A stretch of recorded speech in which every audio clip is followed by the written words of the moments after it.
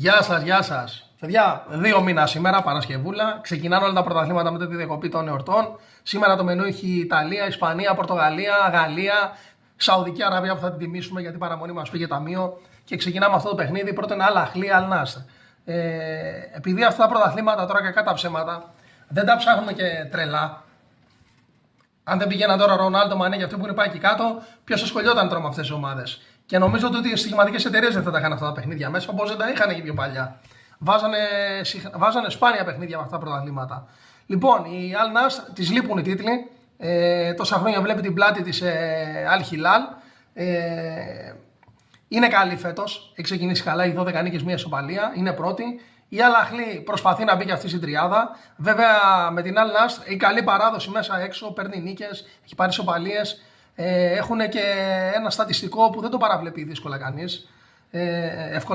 Είναι ότι έχουν το goal-goal. Στα τελευταία 10 παιχνίδια τα 9 έχουν βγει goal-goal. Και τα 4-5 έχουν βγει over.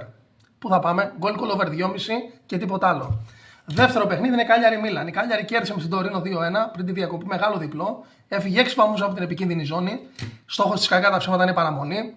Έχει μικρό ρόστερ, είναι μια ομάδα που τα παλεύει όμως στα παιχνίδια. Η Μίλαν τώρα, αν κερδίσει, θα πάει πρώτη και θα περιμένει την Ίντερ.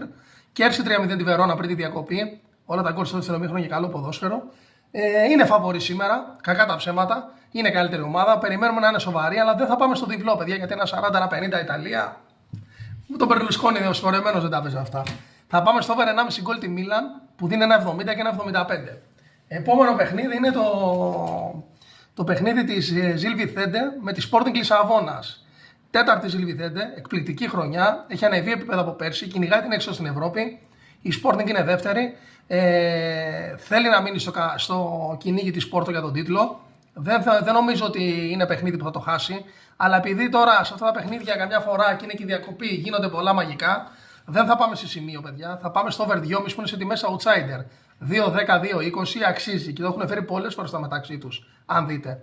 Και τελευταίο παιχνίδι είναι της Γκιμαράες με την Nacional Madeira. Οι Γκιμαράες μετά το 0-0 με την Κάζα Πία συμπλήρωσε 3 παιχνίδια χωρίς νίκη.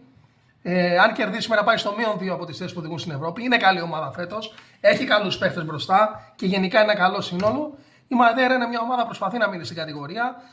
Έχει μια μικρή απόσταση από τις θέσεις που οδηγούν στον υποβασμό. Αν σωθεί, πιστεύω θα σωθεί δύσκολα. Κακά τα ψέματα, έχει μικρό ρόστερ σε σχέση με τις άλλες ομάδες της κατηγορίας. Παιδιά, ένα 80 ΟΑΣ και ένα 90. Ξέρω, είναι λίγο ρίσκο σε αυτή την κατηγορία γιατί όλα γίνονται, όλα μπορούν να γίνουν. Αλλά εκτιμώ ότι εύκολα ή δύσκολα η Γκιμαράες θα επιστρέψει στις νίκες. Οπότε θα πάμε στον Άσο. Το παρολί, παιδιά, δίνει σχεδόν 11, είναι τετραδούλα και θα τα πούμε Σαββατοκύριακο. Γεια σας.